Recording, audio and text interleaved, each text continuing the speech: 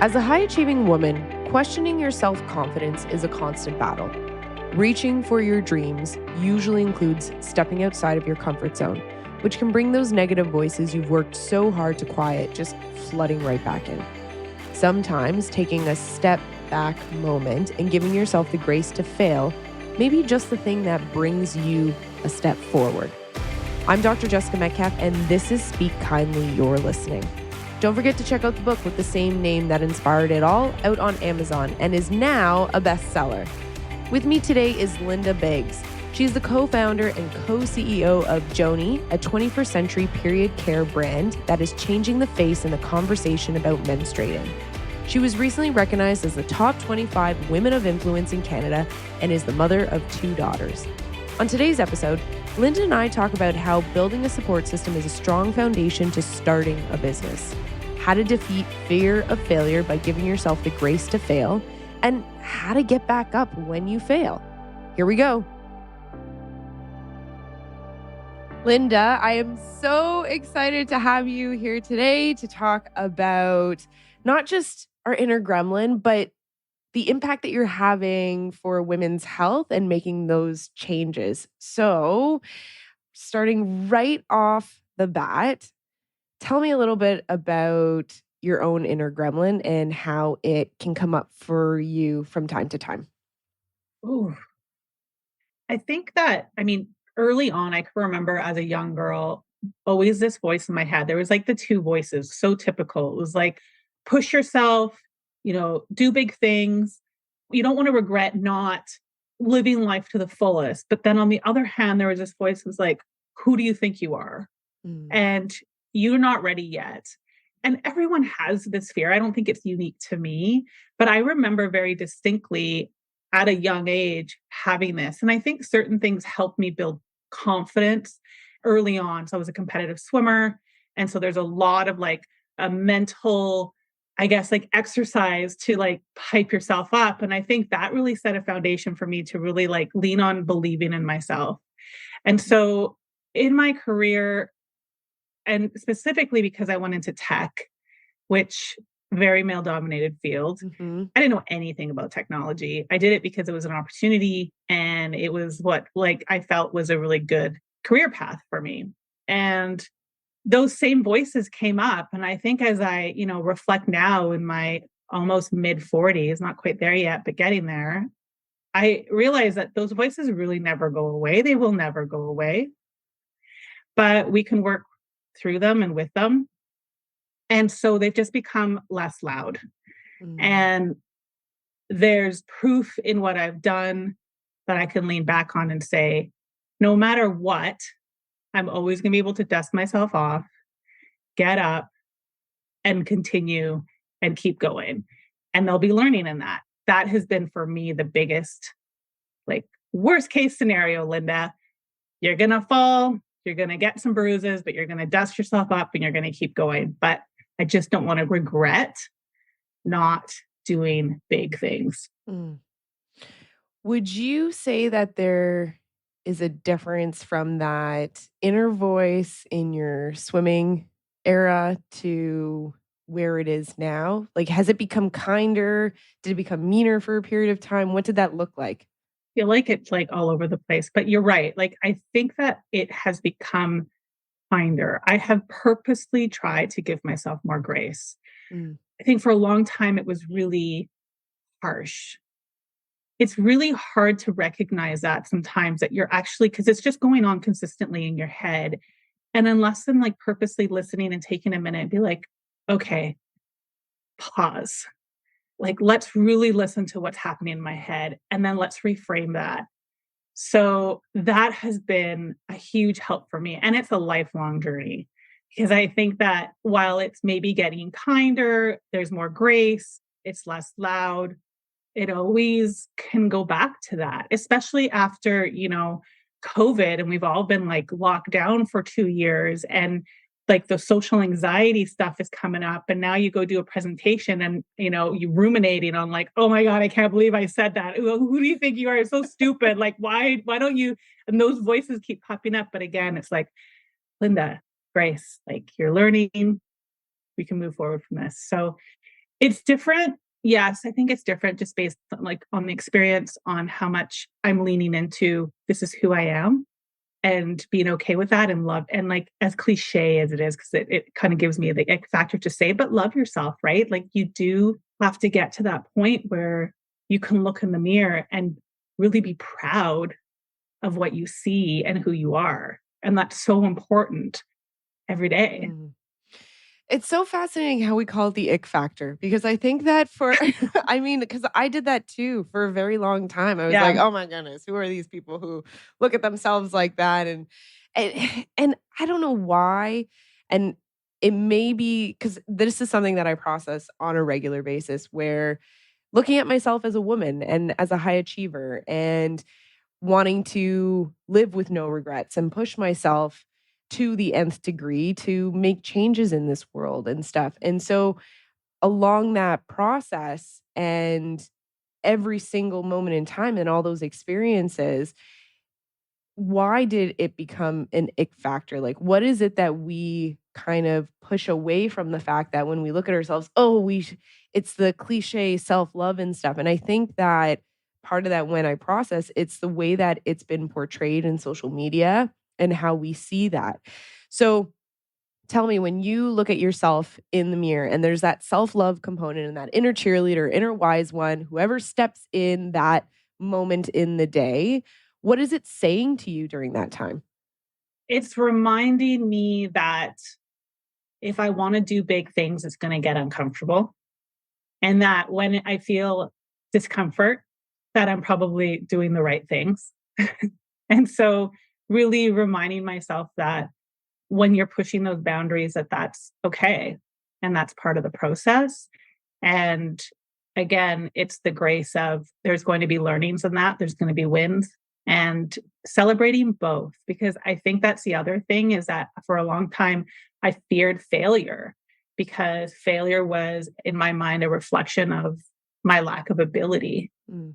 And realizing now how that is obviously, it's not the case. It's a data point, it's a learning, and kind of separating myself from it. So instead of it being a reflection of my worth, it's now a reflection of the things that I'm trying and the ability for me to learn and how I'm moving forward. And that has been a lifelong lesson and will continue to be. I really like the way that you describe the self love because I think at times when we get that ick factor is we're looking or we see it where it's just like, oh, look in the mirror and like tell yourself you're beautiful and stuff like that.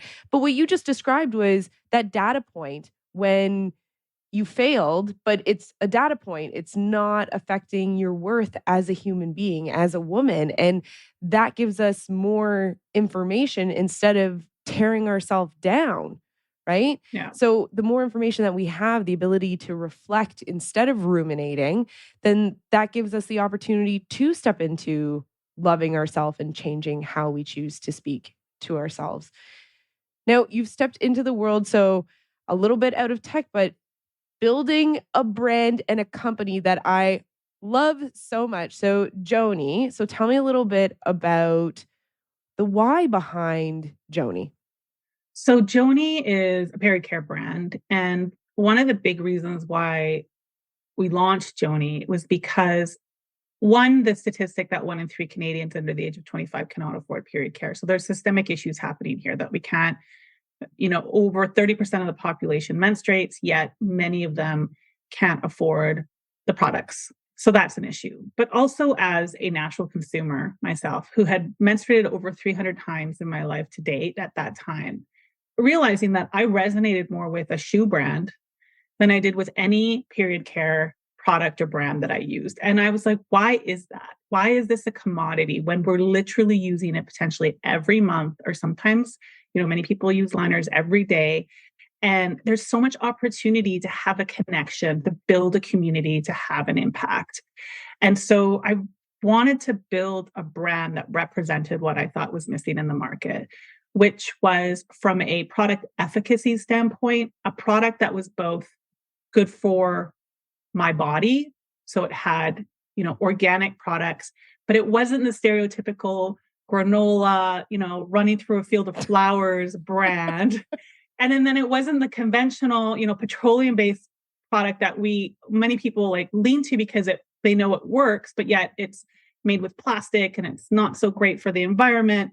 And so there was always this either or. And I was like, why can't there be an option that has both the functionality of a conventional product, but the ingredients of an organic product that then really represented this gap in the market, which was like almost being unapologetic about menstruation and, you know, talking about the things that we had to keep quiet, like period poops, as a perfect example, was one of our most popular blog posts, popular posts.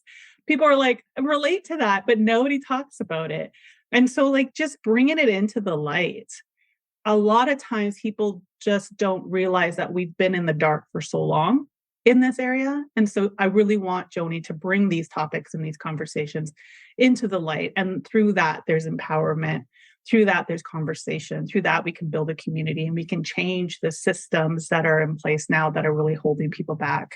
Oh, I think you're going to be changing a lot of other women's inner voices around how they see themselves because at times the stigma, whether it's from a cultural or family or societal based on what that actually looks like, it it gives women an opportunity to have those conversations. So when you had this inception and decided, okay, I'm going to lean into this, was your inner gremlin ever there being like, whoa, this is so outside of my comfort zone. Why am I doing this? Or how am I going to do this?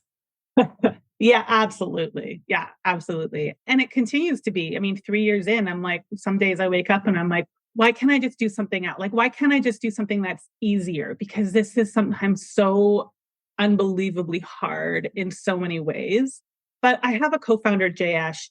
We work really well together because he really focuses on the R&D, our relationship with our suppliers, the materials that we're using. And while I'm focusing on like, what's the messaging? What's this brand representing? I think that that's really helped. He's a male, but he's an immigrant male. And I think the dynamic is really interesting because I constantly think that I'm a bit more conservative. So when Jay Ashes pushes like, let's do big things. And I think we work really well together because we kind of meet in the middle. And so when you talk about voices, like I had always thought that I would do something of my own in my career, but I never thought I was ready. Mm. And I collected certifications. I collected, years of training. I always thought there was like the next thing that I had to get, and then I would feel ready. And the reality is that you will never be ready. Most of the time, you will never be ready for that big thing you're trying to do. Starting a business, entrepreneurship really is all about figuring things out. I think figuring things out is such an undervalued skill set because you are walking into the unknown every single day. And so if you know that and you're like, I'm just going to be able to figure things out, I'm going to lean on my experience and try to figure things out. And some days, many days, I can go from feeling like the biggest high in the morning because, we close a big retailer and this is amazing, to like the lowest low midday because we got some feedback or whatever, something happened. And then all of a sudden I'm on the high again at the end of the day. Like it's a roller coaster ride. So taking a step back, I have to see it as what it is, right? It's this journey that I'm on. I am a human being. My worth is not tied to this, but I am doing this every day because I deeply believe in our why. And I deeply believe that we're building something that matters and that's making an impact on so many people. And for me, as a value set, that is the most important thing that I can align to every day. You just wrap that self-love right in there, right? Like, like talking about that self-worth and that, because that's exactly what it is from an entrepreneurship or as a high achiever who wants to push the boundaries and have an impact. It is so easy to step into that roller coaster and ride it, but think that you're going to fall over the edge all the time, right? Yeah. And so having that ability to take a step back, see it, and recognizing that you don't have to go it alone either. I think at times, and I know for me within academia, that's where a lot of my individualism comes from, is the fact that, okay, well, once you're doing a certain thing, you have to be the principal investigator, or you have to be the primary clinician, or you have to be whatever that looks like. And so it can get very lonely, and it doesn't have to be, because when we bring each other up and we get to work together and support each other, then we can step out of our own comfort zone with the support, knowing that it is still possible. So I just read on one of your LinkedIn posts about the Dragon's Den audition. Was that stepping outside of your comfort zone? Oh, it is the thing that I know would bring such an opportunity for us, but at the same time is what I dread almost the most is it's just the vulnerability of putting yourself on this, national television show to be potentially ripped apart by these folks who are experts in their field. And then that like hits all of the insecurity points, like, your self-worth, is what I'm doing of value? Essentially, like you're like a little kid again. Are they going to laugh at me like that? But then you think, okay, pause. This is big and scary. But again, do I believe in what I'm doing? Fundamentally, yes. Let's just jump into it. And I think the best part of that was that I didn't have very much time to prepare. And so I didn't have a lot of time to just like ruminate on what could go Yeah. wrong. And I kept reminding myself there are human beings on the other side of this phone call. And these human beings have the same fears and the same like, dark night of the souls that I do. So like they're real. Okay. And so they're not like these magic unicorns that are going to like poke fun at you and then just like leaning into that and making a human connection, which is always like grounds me and helps me move forward. I just had this little visual of little Linda, just like just right there. So I'm wondering, is it that is so fascinating, and I don't think I've ever thought of it like this, where it takes us back to that childhood moment of feeling insecure, and we were building our confidence and what that looks like. So that inner gremlin, I'm gonna totally put you on the spot for this because the question just came to mind. So, does the inner gremlin at times take you back to those scary moments as being a child? Yeah, I don't think we can get away from that. Like, I think that, Gabor Mate is an excellent resource. I really love his books on this, but I feel like we all grow up with big T, little t, big trauma, Mm, little trauma. I yep. think we're all carrying some form of that. Even if we come from like the perfect storybook childhood, there's always some element of that. And for me, my mother was an immigrant, is an immigrant. My father was verbally abusive. And so I took the role of essentially, the husband role. And not to get too deep into that, but I think a lot of time my strengths come from having to do that. But at the same time, a strength is also a weakness. And you have to recognize that. And so I think some of the weaknesses and some of those voices come from that place, from that little Linda who was managing big things as a little girl, but somehow as a high achiever, as someone who really pushed herself, that way of being got me to where I wanted to be. So I don't want to harp on like what's happened. I think we all have these beautiful stories, but I think that we have to recognize that, yeah, there's an influence for sure. As Big Linda, there's an influence on that, and I think that until we can recognize that and accept it, and again, that's the grace and the self love. That's where I think there's a lot of power in that when we move forward. And some people recognize that in their 30s. Some people don't get that at all. Some people get that in their 50s. I don't think there's a perfect time for it, but I think there's this journey, this constant journey that we, at least for me, that I feel like I'm constantly reflecting and then trying to piece the things together and then trying to use that as a foundation block to do bigger things Mm. in the future. When that inner gremlin moment comes up, because I definitely have it come up still, even though I've done all the work, I've written a book Yeah. on it, like, there's still there are still moments in time that I have that inner gremlin moment come up. But instead of what used to happen, and I see this in so many people, is they get angry at themselves at times because it's like, "I've done the work. I should be able to see when it happens." But sometimes it surprises us and when it comes up. So when you hear that inner gremlin voice, because I completely agree with you. I think it's always going to be there. It's just recognizing it for what it is and then starting to do that reframe. So when you see it come up and you slowly start to step into the reframe, how do you know you believe the reframe that you're giving yourself? Oh, that's a great question. I've been reading a book on stoicism and just learned about it. I don't know where I've been living, like under a rock apparently, because this is like a Listen, philosophy that's been everyone around. gets there at different times, like you said. I know.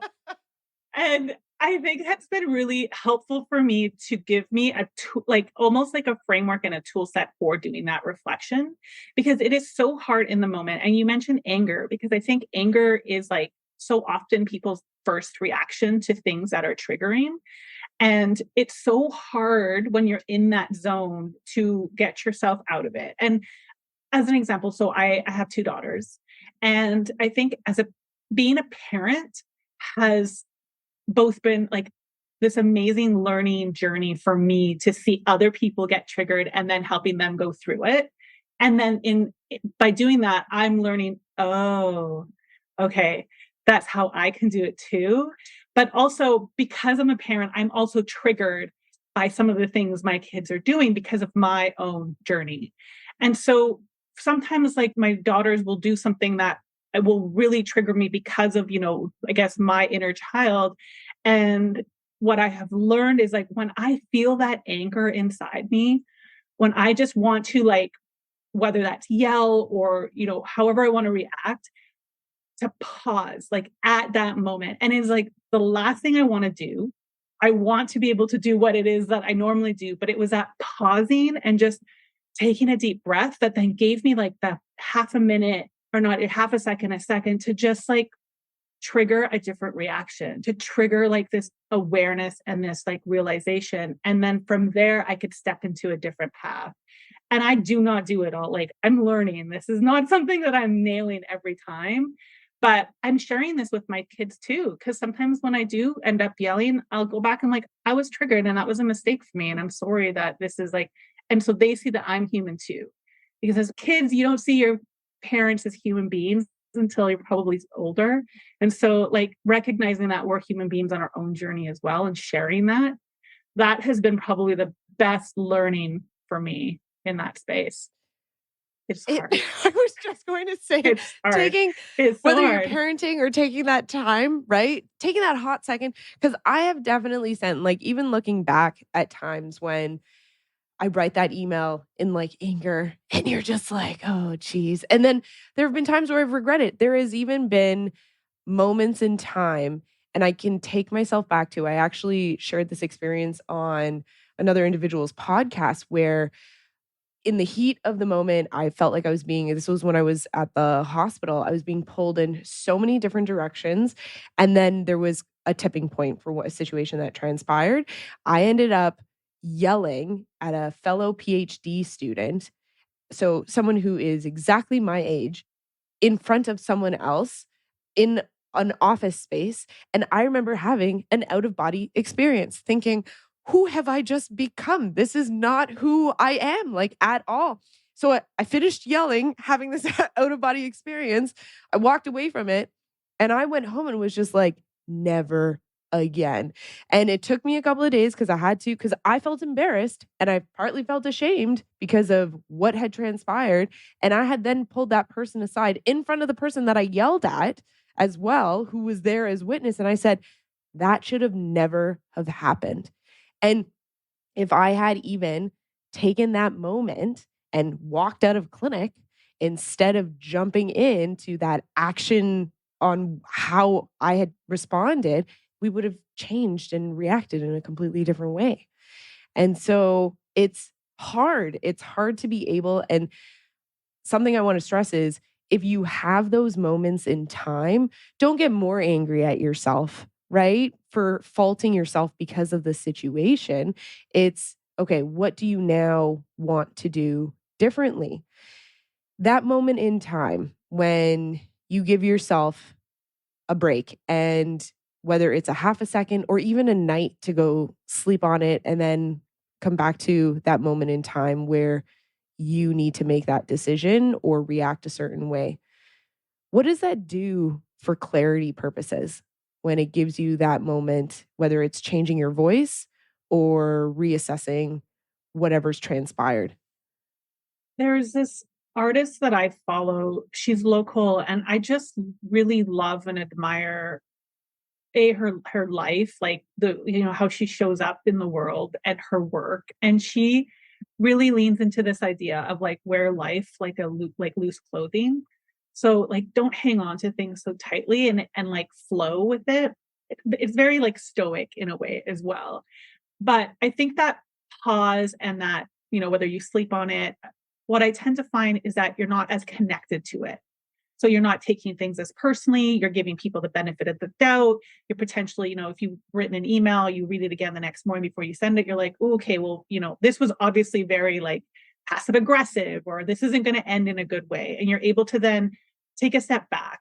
That's what I have found. And I absolutely, a strength of mine is not shying away from difficult conversations. Like it's been great with my client work, when those things happen.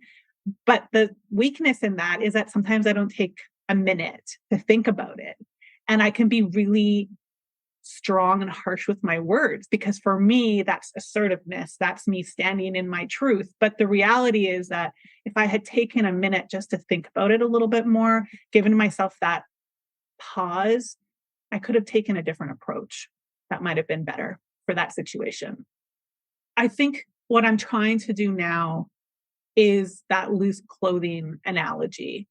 And that is in everything. So a big trigger for me is TikTok. Like I have to be on like social media in general, but TikTok I mentioned because I'm not in that generation. And like I even have to get my kids to interpret some of like the TikTok language.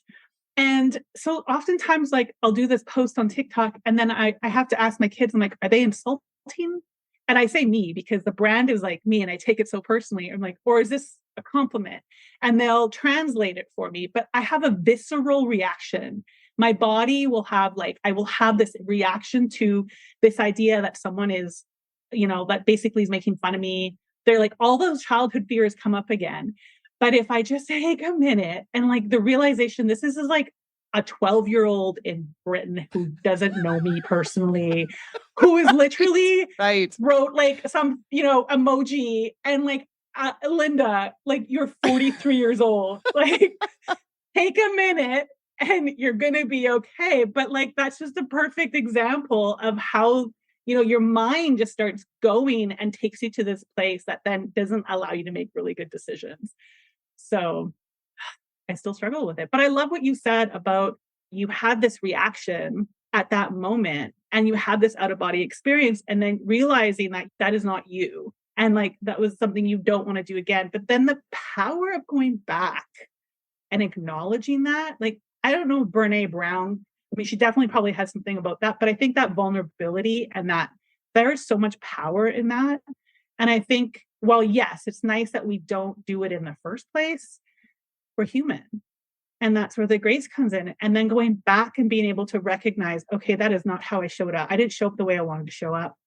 And I'm here to like acknowledge that and like, let's move forward. That is so powerful. And some of the people that I admire the most, they're not perfect, but they're able to recognize that and they're able to bring people together despite of it. So good.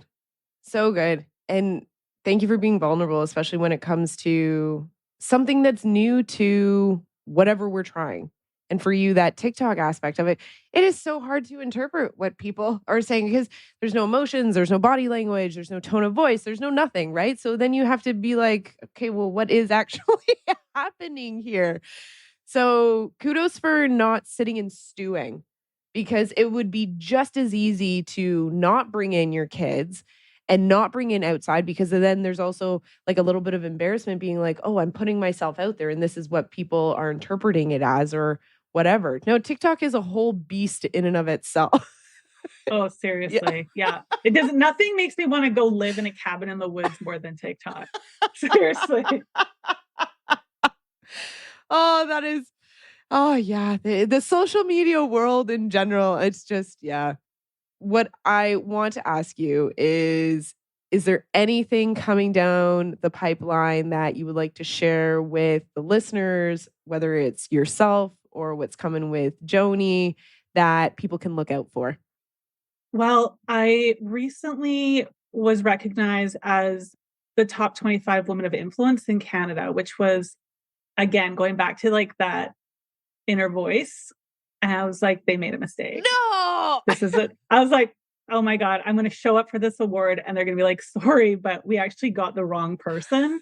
But that is coming up. And I think I go to that place because it feels safer for me versus like stepping into like, yeah, Linda, you've done some things that have made an impact and like, let's celebrate this, because it's vulnerable for me to do that and to lean into that.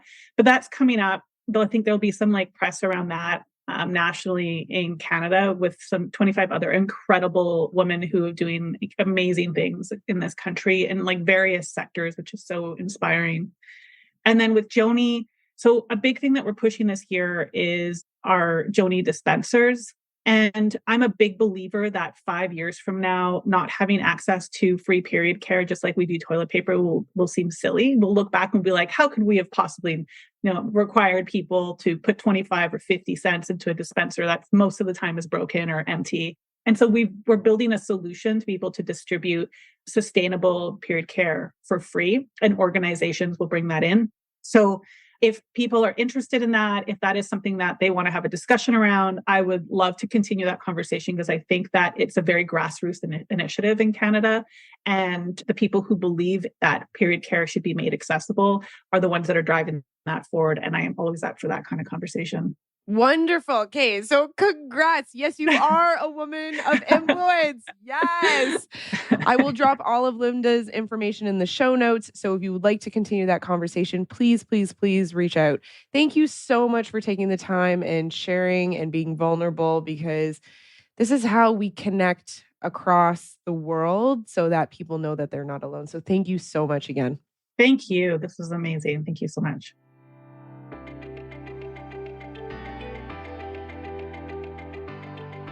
The power of the words you speak over yourself will influence your journey.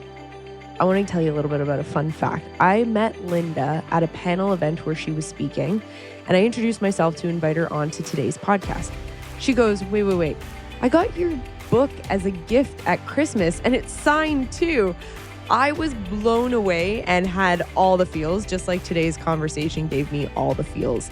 Linda and I can speak just candidly about those failures that come up, so then that way we can help others, so we don't feel like we need to close the door and sit in our own failures. Key takeaways from today. Number 1, get back up when you fail. Stepping out of your comfort zone into the unknown can be both exhilarating and absolutely freaking scary at the same time. But what happens when you don't give yourself permission to try? Is there regret? Is there constant wondering? Are there the notorious what ifs? Whether you choose to stay where you are or you choose something completely out of the box, there will always be the what ifs of the path you chose not to walk. So why not be proud of the path you did choose? Number 2, give yourself grace to fail. Being a perfectionist is rather daunting. I know for me, being a perfectionist meant striving for perfection, always being perfect, planning for the worst case scenario, going over all possible outcomes. But what scared me the most was not knowing the times I would fail and not being able to predict them. And then thinking, I'm an absolute failure. But what if we change that narrative? What if you knew things weren't going to go as planned, and so you gave yourself the grace to fail? And then gave yourself the grace to recognize you can most definitely figure it out when and if it even happens. Failing isn't bad, regardless of what your culture, upbringing, society, or academia has told you. Sure, Scantrons and multiple choice tests allow for easy grading, but you know what's not easy and can't be put on a multiple choice test? Building businesses, creating visions, failing and getting back up again. Every episode will have a reflection question, and this is yours for today. When you fail, not if, because we know it happens to all of us, when you fail, what does grace look like to you to give yourself permission to even treat yourself with that grace? Is it a hug? Is it tucking yourself in early to bed? Is it calling up a friend? Is it journaling? Is it going for a run? Or in my case, doing jujitsu and getting out my anger? What does grace look like to you? When you have found your answer, send me a DM on Instagram or an email to info@drjessicametcalf.com. That's info@drjessicametcalfe.com. Thank you so much for joining us today. And we are on a roll with season 2. Remember, when you hear your inner gremlin, ask yourself, would I say this to a loved one? And if your answer is no, then it's time for a reframe. Speak kindly. You're listening.